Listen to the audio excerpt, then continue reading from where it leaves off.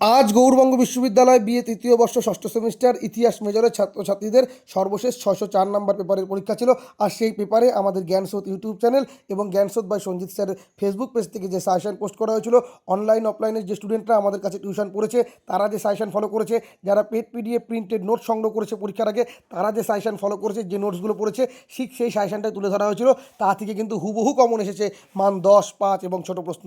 আশা করি যারা আমাদেরকে ফলো করেছে তারা কোনো রকম অসুবিধার সম্মুখীন হয়নি পরীক্ষার হলে এবং তারা খুব ভালোই পরীক্ষা দিয়েছে। তোমাদের পরীক্ষা কেমন হয়েছে অবশ্যই কমেন্ট করে জানিও, তোমরা কতটা উপকার পেয়েছো সেটাও জানিও। তোমাদের ভাই বোনদের মধ্যে আমাদের এই চ্যানেলের কথা, আমাদের এই পেজের কথা অবশ্যই জানিও তাদের সুবিধার্থে।